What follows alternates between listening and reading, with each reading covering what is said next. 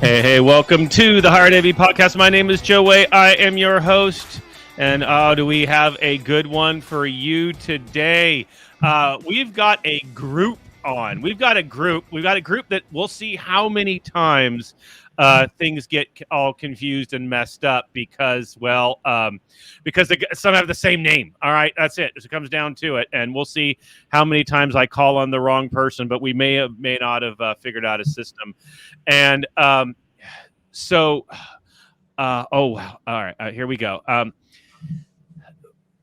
We have a great one here today, and I'm going to say this for a couple of reasons. One, we love our partners. Our partners at HEPMA and Reinhart AV are really what make us successful, and we have an incredible partner here with us, and we're going to talk with one of our higher ed colleagues as well to be able to talk about how this has kind of impacted and why this is important, and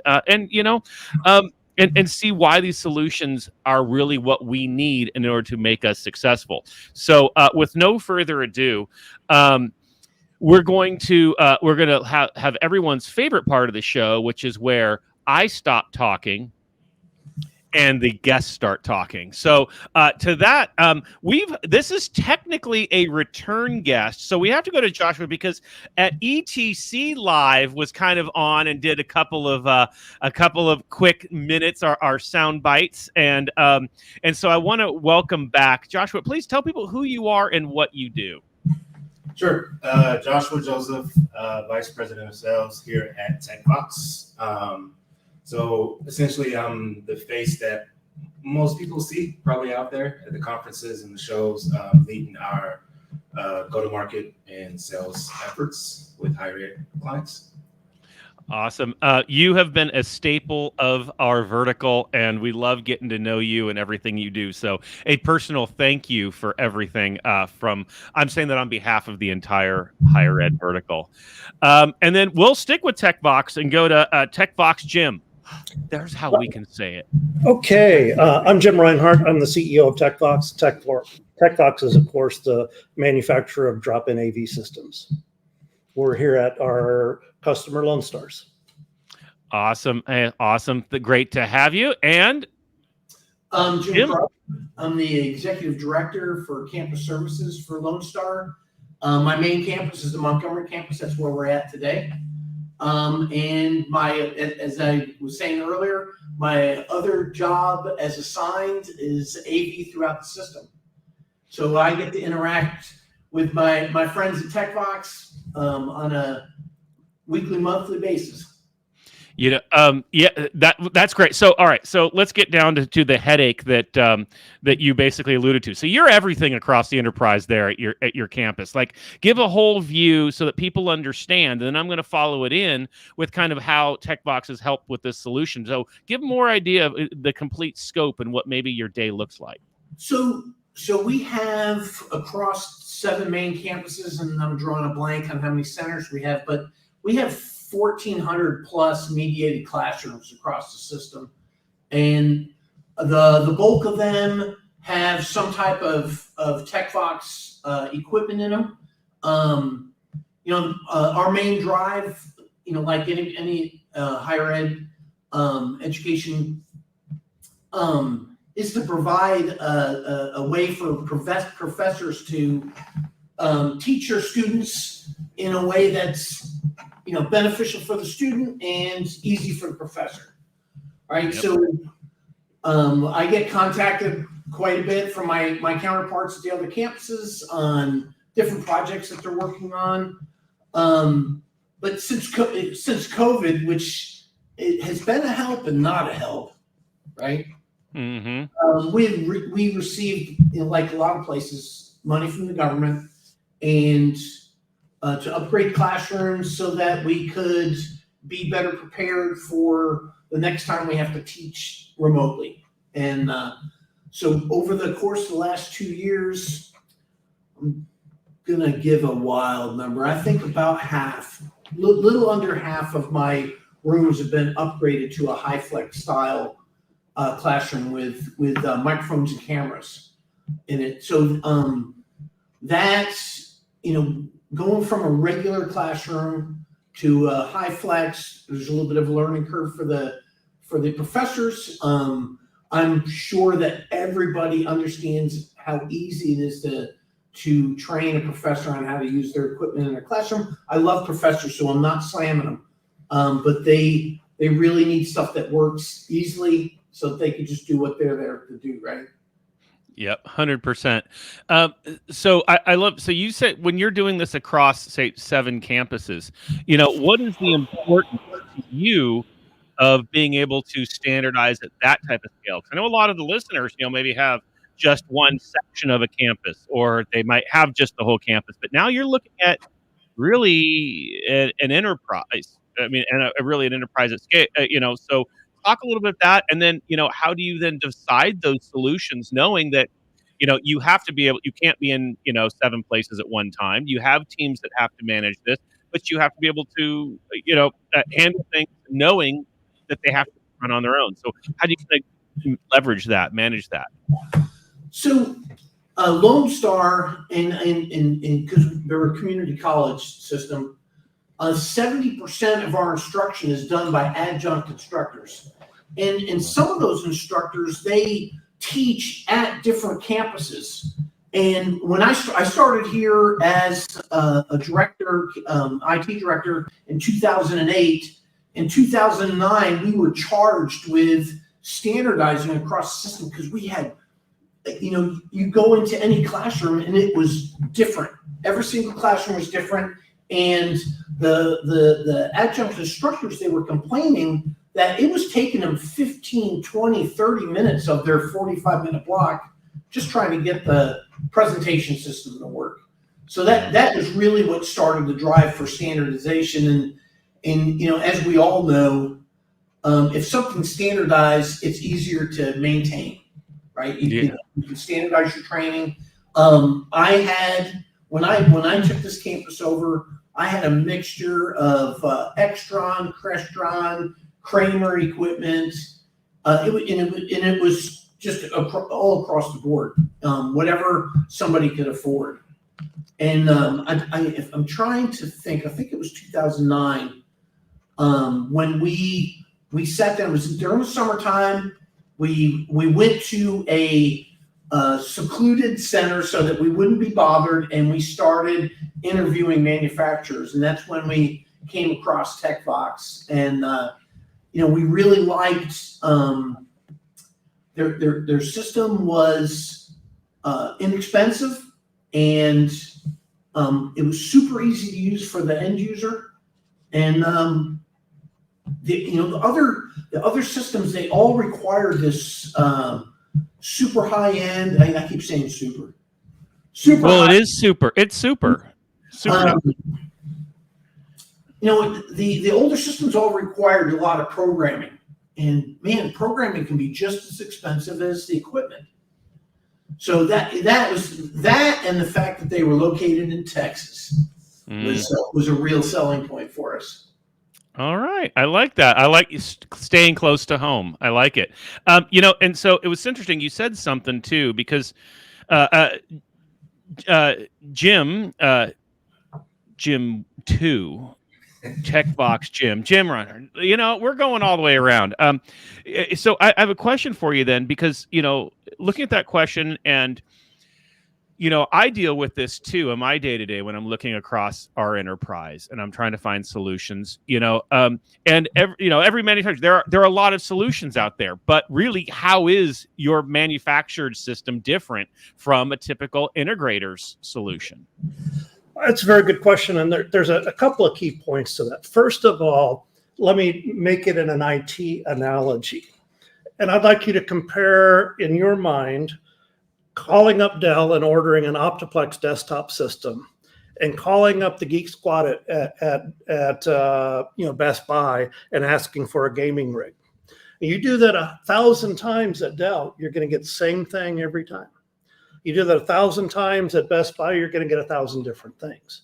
We manufacture in a professional environment an engineered product. The schematics come to the shop floor with the shop orders. The product is built to specification. Usually these are standards. We maintain about 8 standard configurations for Lone Star.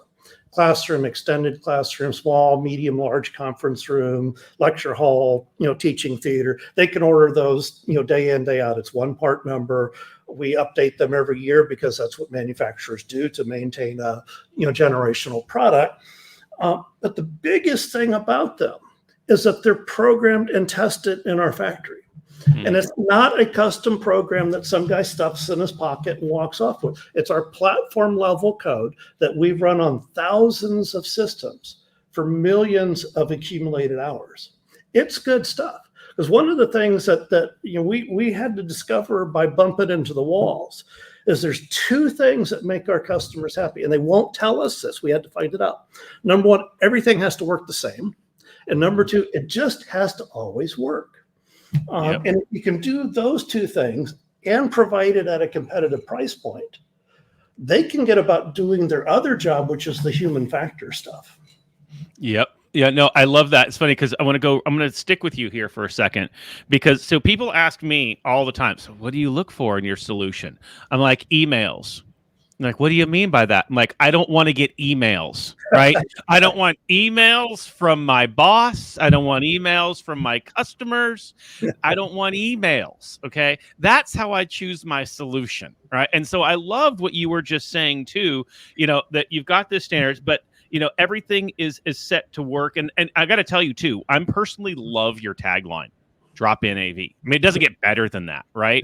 So speak to that. Speak to kind of the easeability for a technology manager to be able to put this in and then just trust it. Yeah. So let me add a little flavor to what I said before. Our drop-in is built around our network management system. Everything we build is network managed. Everything we build comes out of the box, knowing its logical ID. On Lone Star College, Montgomery campus, MCC 124. And it waves its hand to the management system. The management system, somebody drags and clicks it into, hey, you're my room. I manage you. And what Jim C's folks can do is if there's a problem, first they can see it on the dashboard, maybe before an instructor ever gets there. They can open up the room without going down the hall and say, hey, I see this and it's something familiar I can fix, or it's not familiar and I can't fix it. I'm going to call TEKVOX. Or really, they send us an email. Sorry, it is an email. To TEKVOX.com and say, hey, this is Kyle. I'm an MCC 124. Can somebody log in and diagnose why the projector won't come up? One of my guys will be logged in within a few minutes because we believe in service. He'll have the room schematic in front of him because we built the room. He'll have the room templates in front of him because we programmed the templates. It will help them remotely resolve an issue. And if it can't be diagnosed, it can be fixed with a replacement part that can be stocked locally. So standardization and a manufactured system give us the visibility. We have in our database every room we've ever built. We know what templates it's tied to. We know what revision of our master code base it was tied to. We know how to help the customer. There's no lack of information there. So solution is pretty quick. And because they're manufactured in same place, the same way, I can interchange my support staff as well. You don't have to be the guy who wrote the room. You can be any one of my engineering staff and be able to effectively support the customer. So it all comes down to the management element being built in as well, because it's not just an isolated chunk of hardware that somebody then has to figure out how they're going to integrate into a management system. That's all free in our ecosystem. I love that. I love that so much. And you hit on something. I'm sure a bunch of the listeners are just like screaming right back at you about, when the programmer you don't have to be the programmer who did it, right? And we all have horror stories about that. So that's great. Joshua, I want to go to you now, because you talk to a lot of us, right? You're at our events. You're front with us. So beyond kind of what was already just said, what are some of those benefits you're hearing from their higher ed customers, and maybe even some of the benefits we haven't thought of yet that we would get from this? Yeah, I think summing up what both Jim said, for us, kind of taking that support and that ease of use approach for higher ed, and a lot of times I'm talking to the higher ed audience, and they're like, "That's it. That's all we have to do. We would just order one part number, and I get a full room, and you guys include all the bill of materials. I just have to pick a projector or a display." So it's kind of like, it should be this easy, right? And they're like, "Yeah." And we all love our integration partners and things like that, but for us, we kind of saw, I've been working with TEKVOX. Before I came with TEKVOX, I was 8 years on the integration side. And I saw, man, this is how it should be done. It could be that simple. And so when I talk to higher ed customers and they realize that they could go back to doing their jobs, and which is the people, the students. And sometimes with all these technology, all the solutions, this AV over IP and this and that, we forget that we're actually just really doing this all for the students. And the technology is so far is a tool. So why can't we just easy, simplify it, and so everybody can be effective towards the real product, which is the students' technology. Yeah, I love that. One of the things that I preach so much is that there are so many different AV verticals, and there are and to be honest, there's probably others that are a lot more lucrative for a lot of us people, but the fact is, it's the purpose, like what you just talked on, the people, right? Being around education, seeing every day that what we do has an impact. And every minute I'm having to worry about uptime is a time I can't have our faculty focusing on teaching the students and their future. So I absolutely love that. Wow. I see you left me to a point where I don't even know the next question, but I want to go now. I'm going to go back to Lone Star Jim and say, okay, you've now heard a little bit from Jim and Joshua on these things. Which ones, what now is appearing most to you? What's kind of that other side of the story? Oh, that's a good question. Yeah, and just so you know, Joshua wrote it. Okay.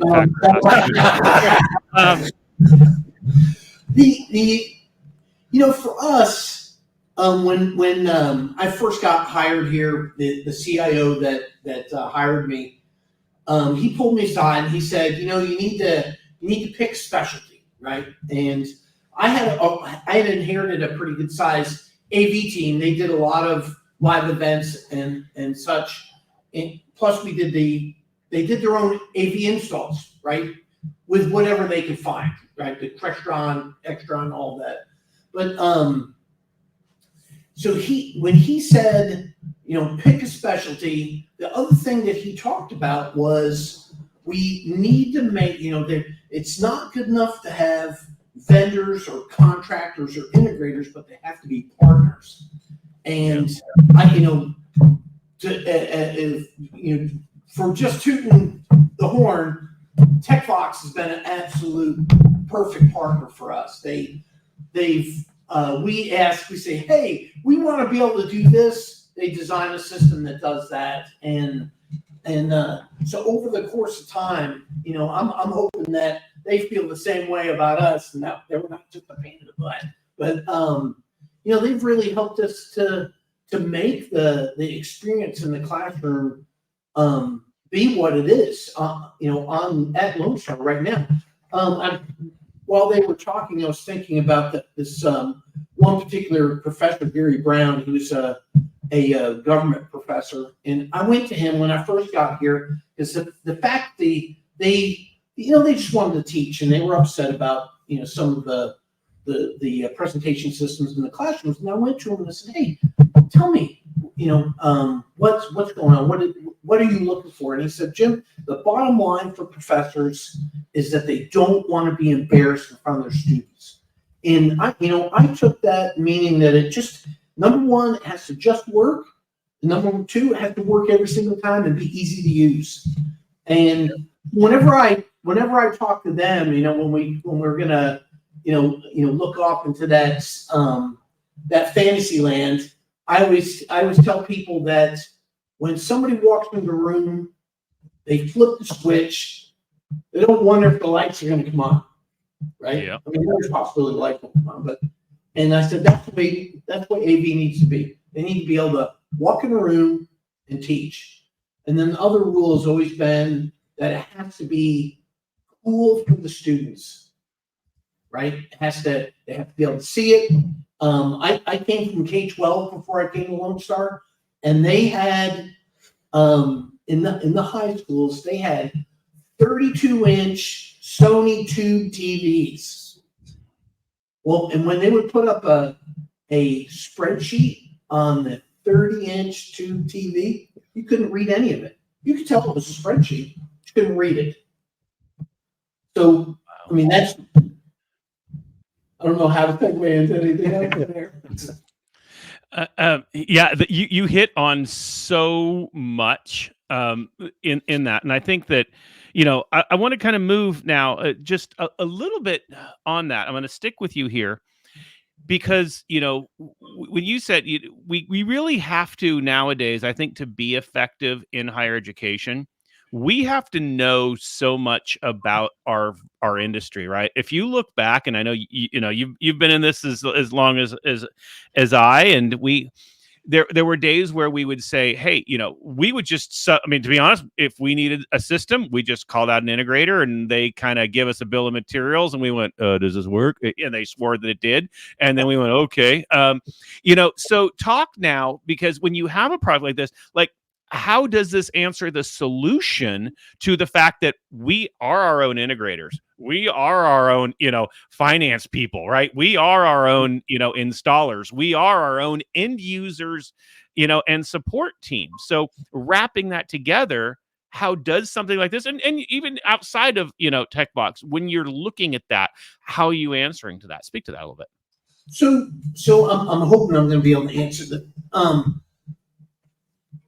15 years ago, we started developing AV standards that we could follow to make sure that every single classroom was at least 99% the same, right? And that's when myself and one of my counterparts, we started visiting Infocom every year. I think right up until COVID, we skipped a few years during that time. But with TEKVOX, especially with the drop-in in it, and when they say drop-in, it's not just the name of a product. It's actually how you install this, right? It comes everything in boxes. You don't need anything, and just like Josh said, but the projector or the display.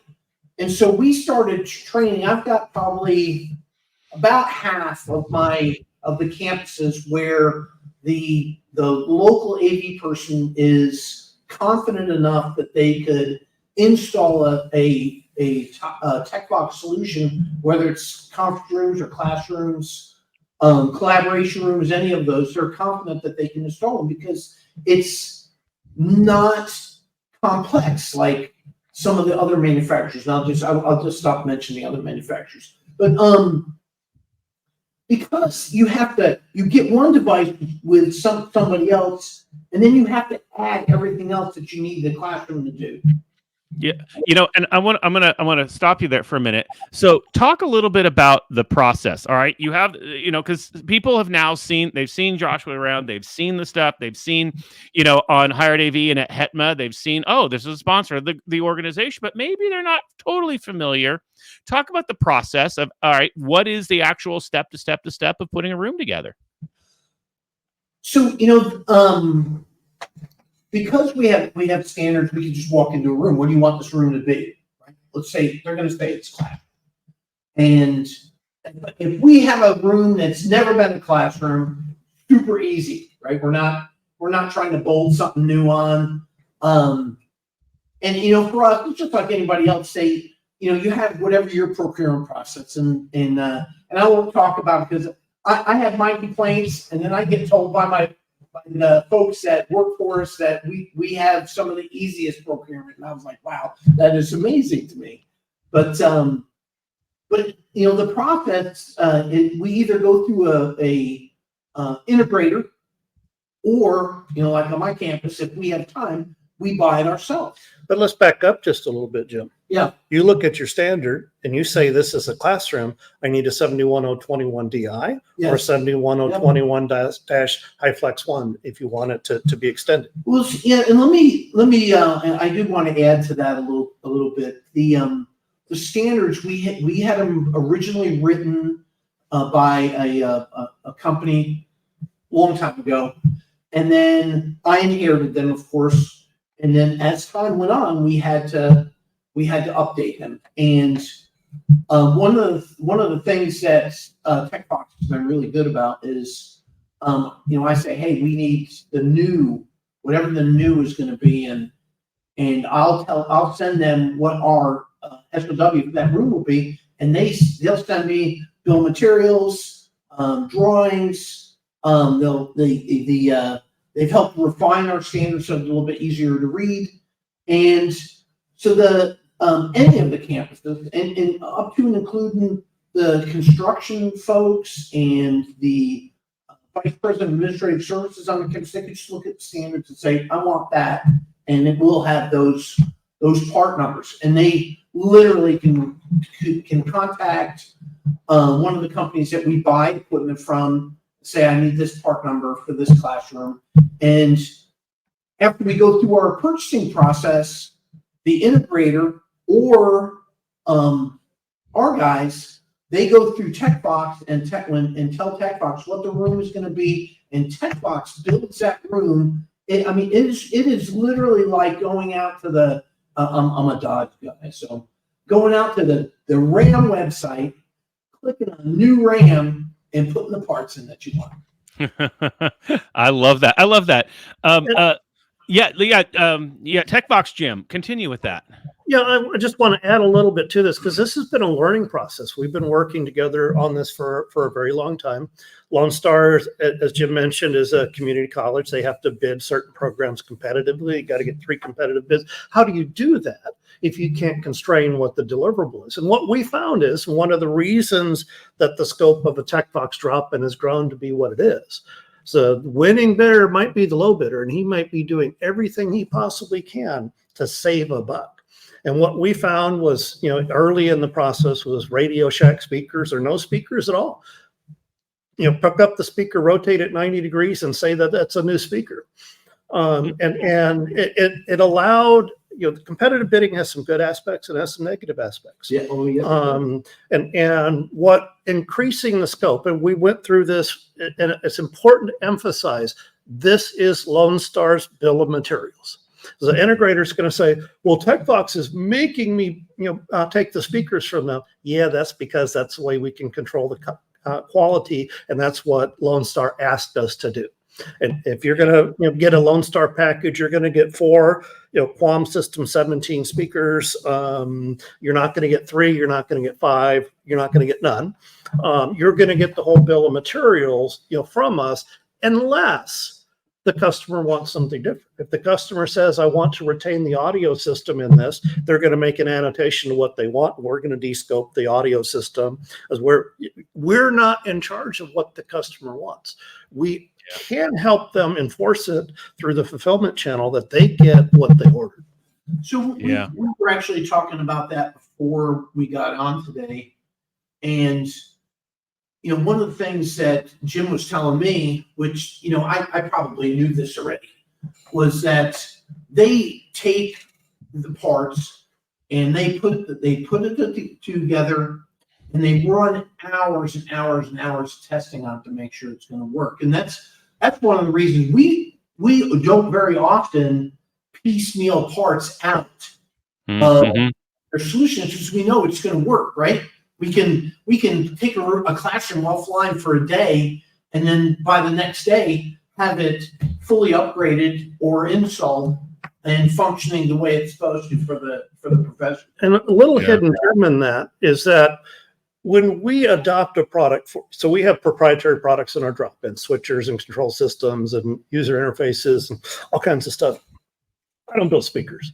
I don't build cameras. I don't build microphones. There's enough people doing a good job at that. But we qualify a product for suitability and reliability. And regardless of what that manufacturer's warranty is, when it comes in a drop-in, its warranty is the same as the drop-in from us. So if Jim has a problem in a room, we're here to fix it. We sold it to you. And we're responsible for it. And we're going to step up and ensure that there's no kerfluffle about it. And we've seen this with integrators. You know, my integration warranty is a year, and I don't know what happened to the paperwork for that microphone. Yeah. There's no questions asked with us at any point. And the last little thing I'll say is our software is always warranted for the life of the system. You've got systems Nice. 12 years old, and we ensure that they're still supported in the tools. They have the same management view. Yep. And as long as you're still using it, if you have a problem, we're responsible for supporting it. And you think, God, those guys are dumb. They're going to go out of business. No, we engineered this to be cost effective. We built our systems to be generational. We built them to be easy to support remotely. I absolutely love that. And because that is such an important part of it, right? I didn't even think about the support part, but that is the big deal, right? I mean, we spend so much time thinking about design and scalability, all that stuff, but really what it comes down to, it's the years and years and years. It's that 5-year refresh cycle. It's all that where we're having to, you know, whatever we put in is what we got, right? And that's what we have to use to support our faculty. So Joshua, now I'm going to go back to you here. You've now been listening into this conversation on the back, and we had some great back and forth there. What's the context that you can add here and that maybe we haven't thought of yet? Another good question. Yeah, actually, I wrote that one. You know, so Might be one. Yeah, John, I'm drawing a blank. Go, Jim. Well, he asked you. Just because I give you the answer doesn't mean you can't answer it. And you know what? I don't claim to be a good podcast host, so whoever is a better person to answer it, let's go there. See? What I see is simplification of the procurement process. Jim C can go to any integrator that they choose. Whether we've ever done business with them or not, he can say, I want you to go buy me an LSC 71021-DI. The integrator's going to come to us and say, do you know what one of these is? Yes, we do. Boy, howdy. Where would you like that delivered? And so the ease of acquisition, if you wanted to buy directly and you were qualified to do so, you could buy directly from us. But and we're not trying to threaten the integration community by any means. Some people don't have integrators that they want to buy through. But the importance is you can get the same thing regardless of your preferred channel. And that's one thing we working with a new customer in Atlanta and said, how can we buy this? You tell us who you want to buy it from. We'll go talk to them and get them a dealer agreement. We're easy to do business with, and we'll make it happen for you. Love that. So we just went through we call it master service agreement. I'm sure that's a standard across the United States, but we just went through that process to add integrators because I don't want to say we go through them, but there are some. Well, I mean. And the only reason I say it like that is there's a couple of integrators. I mean, they are like brick walls, it's never going to fall down, right? And then there's other ones, they just. And we have a frozen. We're frozen. But I'm going to hope they're going to be back. I'm going to fill out. I'm going to eat my chocolate. And we're going to talk a little bit and see if it ends up coming back.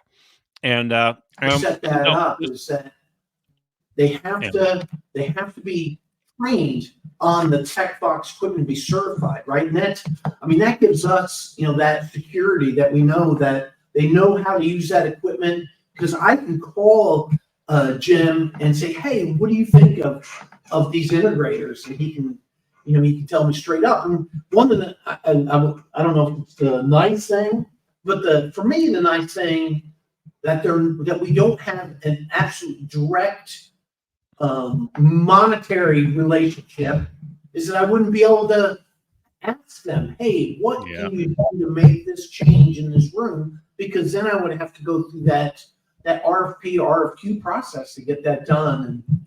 And so, that part of it is really, a funny little point on the integrator training. So I usually do the integrator training. It's kind of like leading somebody through putting together a piece of IKEA furniture. I'm going to bring one into your office. I insist that all you guys are going to be on site or there. And I'm going to open up the install guide. I'm going to walk you through the install guide. It's color-coded, numbered. It's everything you can possibly do, including QR codes for drill down and fun stuff like that. And the biggest part of the training is unboxing the thing and understanding what part is what and what is inside of what. So you're not calling us and say, I didn't get the touchpad. Oh, yes, you did. One of the things we do before we close up a box is it's all on the table. We take a picture of it and we make sure that we store that picture with that room, project, and we keep it forever. We know exactly what was in there. And the flip side of this, and Lone Star doesn't see much of this, but most of our integrator certification process is experience-based. You have to turn in a verification of installation completion form that we include in the box. And that box it's pre-labeled with everything you need. You got to write your name on it, and you got to send us 6 pictures from the room. The ceiling box, up the ceiling box, front of the rack, back of the rack, position of the projector, position of the microphone and speakers. So it may be more than that. And we'll look at them and say, hey, you need to go back there and move that occupancy sensor. Hey, that camera is too close. Or what the hell were you thinking when you put the camera on the back? It's like the Velcro. And so we actually look at them, and installers, they earn their stripes by having successful VIX filed, and we keep track of every one of them. We can go back to any Lone Star room, and we can look at the state of it as it was when the integrator left. They don't like that. Wow. I want to tell you a little bit of, you got to lead with that, because that quality control is fantastic, because again, that it comes back to that trust, and I need to be able to trust that my spaces are going to be there. And a lot of it comes from, we all talk about this, right? Like, 90% of the job is 10% of the time, but it's the last 10% that's 90% of the time, because you're spending forever just to work out the kinks. So the quality control that you just talked about, I think, is huge to know. This is how it was designed. This is how it's going to be effective. This is how we know it's going to work. It's been tested and done. Now show us and prove to us it's been done that way. I think that's huge. Lead with that. There you go. I think that's going to be a lot. Well, thank you. Note to Joshua. Jim said earlier, we have systems still that are, almost original systems, 12 years old. And I wouldn't say that they're not without some fault, because you do get that when stuff gets that old, You can't miss the 4:3 aspect ratio. or VGA. Or VGA. That's because we still have a little bit of VGA. But that quality control, just, if you do it on the front end, you won't have to do it on the back end. Yeah. No, I love that. This has been a great conversation. We're gonna kind of move. So we got some rookies on the show, which means we always end with a little rapid round. These are just fun questions that have no right or wrong answer, unless I have an opinion of my own, in which case there could be a wrong answer. Okay. Now everybody gets the same first question. Okay. Higher ed's very unique vertical, right? We're all about tradition. So what is your favorite college tradition? Lone Star Jim, we'll go with you first. Oh my God. Favorite tradition. I think you're going to have to go to somebody else first. I'm going to have to think about that. Community college is really interesting because, sometimes we see a kid for a semester. Sometimes we see him for 6 or 7 semesters. Each one of the campuses here. Am I doing this fast? Is this fast? Each one of the campuses has their own identity and mascot, and we're the Mavericks here at Montgomery, and they're very serious about being a Maverick and doing it the Maverick way. So I don't know if I've answered your question, but I love it. That there's no right or wrong answer. That's a good one. That's good. There we go. All right. TEKVOX, Jim. I'm going to say, as a Rice Owl, I'm going to say Sassy Halftime Shows by the Marching Owl Band. All right. Halftime football and stuff always is the top. Love it. All right, Joshua, same question to you. Favorite college tradition? Yeah, I'm going to say the same. Actually, it's the sporting events. Mean Green, University of North Texas, Bowman Green. All right, there you go. See, tailgating, football, that's popular. Commencement's a popular one. Homecoming. So there you go. Yeah. See. All right. So here we go. I have to ask this. So a little fun fact that is just being made public. In a few months, I'm going to be a Texan, and in fact, I'll be in New Braunfels. Actually, it's right outside New Braunfels. I'm going to need to know where to be eating. Okay. So when I come out there and I got to find restaurants, where are you taking me first? What are we eating? What are we drinking? TEKVOX Jim, that's to you first. To an LA boy? Fun fact, I lived in Dallas. We're gonna take you to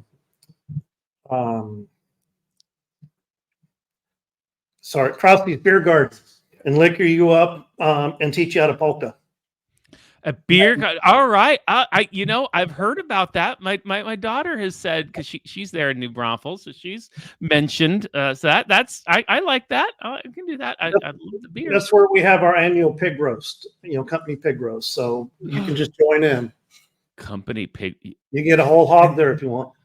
I want that. If you want the whole thing.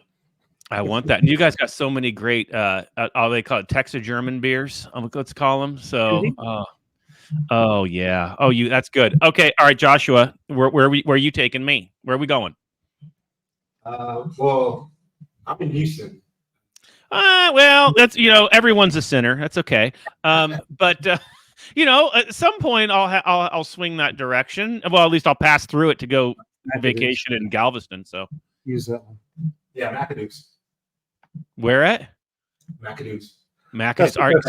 That's the best seafood place in New Braunfels, and it's built inside about I think it's a turn of the century, last century post office. It's absolutely magnificent. All right, seafood, that's good.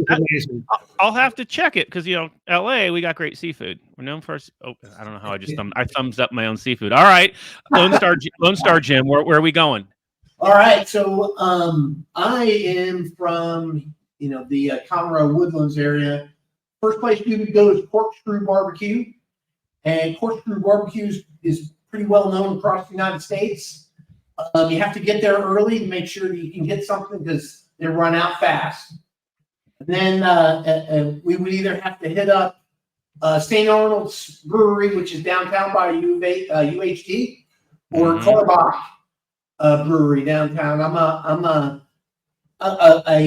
a craft beer person. My wife she loves, it makes her sound like she's a lush, but she likes bourbon and likes the way it tastes.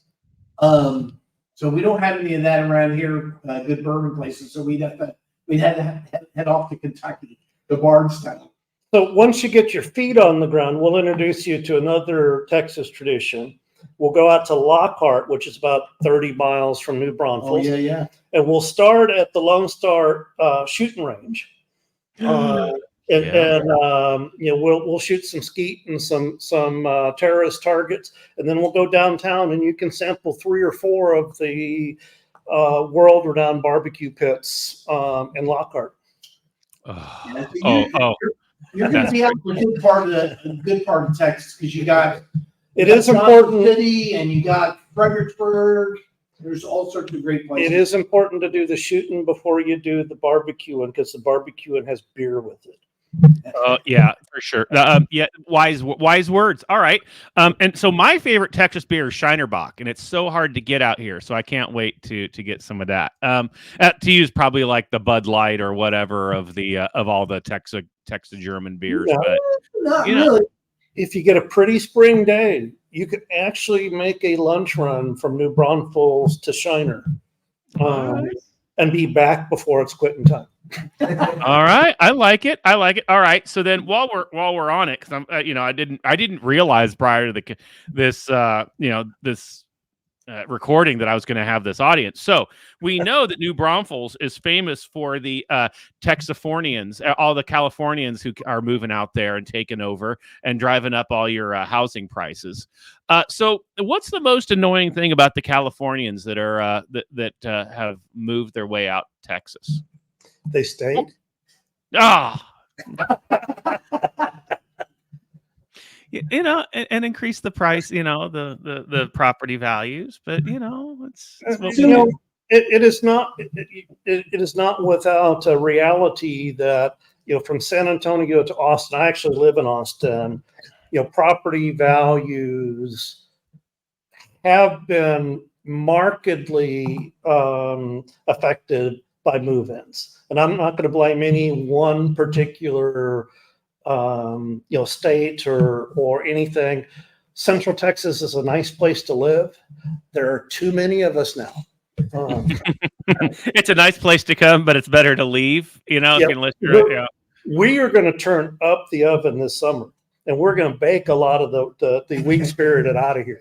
I joke around with my kids. They were born here, so they're Texas born and bred, right? That's their claim to fame. And I said, hey, you started here. I came here on purpose, and that's the same thing that California can say. They just need to come out. I love it. I love it. All right, very last rapid round question. Now this is a fun one, and I'm going to let you all host mistake number one is throwing it out to the group, and this is just like you get 1 minute. Okay. This show is yours. You can talk about anything you want to talk about. We've had people talk about, you can talk about tech, or we've had people talk about baseball and vacation, and like some are inspirational. So it doesn't matter. This is just, if you had your own show, you get 1 minute to talk about whatever you want. The floor is open. Who's going first? Time starts now. Just go. I probably wouldn't talk. Good. Go. I'm going to give you a minute to talk. AV people should stop putting up with garbage and start thinking like IT people. That's a simple one. But I'm going to be more, really different than that. This is a very important year for our country. Get out there and vote. State your opinion. I feel like our personal freedoms are under assault like they haven't been in the past. You can probably guess which way I lean. But I think the important thing is that people speak with their votes. Get out there and vote. Absolutely. It is so important right now. Absolutely. I love that. All right. Next one. You got 1 minute. 1 minute. So I was a scoutmaster for about 12 years. Brought my son all the way from being a Tiger Scout to an Eagle Scout. Nice. We spent a lot of time outside. I'm leading into something. I'm going to bring it up to a crescendo. In Texas, there are tons of fabulous Texas state parks. I'm actually saying it to you, Joe. All around Austin area and the New Braunfels area, there's tons of state parks. You would not believe California, I love California, Yosemite and Sequoia. I love all the Kings Park. But you need to hit up the state parks. And here's a question. Which state has the second largest canyon in the United States? Well, I'm going to say Texas because it's here. It is Palo Duro Canyon. It's very cool. So I'm a advocate for national parks, state parks. Love it. Been to over 200 national parks and monuments, and with the kids. They've got tons of Junior Ranger badges, and we've had a blast. Anybody and everybody needs to get out to their park. It's like today. I would call this a state park day. I love it. That's a good one. That's a good one. All right. I love it. So we're taking care of our freedoms, and we're going to go celebrate them in the park. All right, Joshua, you're up. Sure. I'll bring it back to higher ed. I'll do the tech thing. So the power's in y'all's hands. But whatever y'all want to do, how y'all want to do it. If anybody's ever seen my LinkedIn page or any banner at any conference, the thing it says at the top is, thankfully, there's a better way. Doesn't mean it's the only way. Doesn't mean it's the right way. There's just a better way. And I love what higher ed, AV, TEKMA, all the organizations are doing, because you guys are in the trenches every day, and you have the voices to talk with us as manufacturers, integrators, whoever it may be, and should stand ground on what you desire and what you need to continue to provide what the end, we always say the product is, which is the students and the professors. Keep it easy, keep life simple. I love that. I love that. Look at full circle. That was a great, I don't usually only ask one person. I didn't usually get three 1-minuters. That is fantastic. One very, very last question for each of you, and it's the most important one. How can people get connected with you if they want to learn more and just connect and connect with you? So Lone Star Jim, how can people connect with you? I am going to say my email address slowly. It's jim.crawford@lonestar.edu. That's the easiest way. Or you can hit me up I'm on LinkedIn as well. James Crawford. Yep. And awesome. I look forward to hearing from anybody. Awesome. Do connect with it. I love what you're talking about. I think you're going to have a lot of great conversations ahead. All right, Joshua, how can people get connected with you and learn more about TEKVOX? Sure. Reach out to me, Joshua, JOSHUA at TEKVOX, TEKVOX.com. Or you can reach out to us at sales@tekvox.com or my LinkedIn as well. Awesome. And TEKVOX, Jim, how can people get a hold of you? I spent my career in high tech. I am a prodigious email horse. You can email me at jimr@tekvox.com. You will get an answer. You can also find me on LinkedIn with 200,000 SEO salespeople, but direct approach is a good one for me. I love it. I just want to, I want to thank you guys for this time. This was an incredible conversation. I really think that, there's a lot that we can do to each other. I am thankful, personally thankful for having partners, both in our partner schools, but also our manufacturer partners, because we cannot do this alone. It takes quality products that we can trust, and we can put our careers, our physical careers on the line and trust them. So we thank you. We thank you for your support. And hopefully, everybody, you enjoyed this episode. This was a fun one for me. As always, all the opinions expressed here are not necessarily those of any respective institutions, companies, sponsors of the show, except for TEKVOX, of course. And if you did not like any of these opinions, there may be better ones next time. We'll see y'all.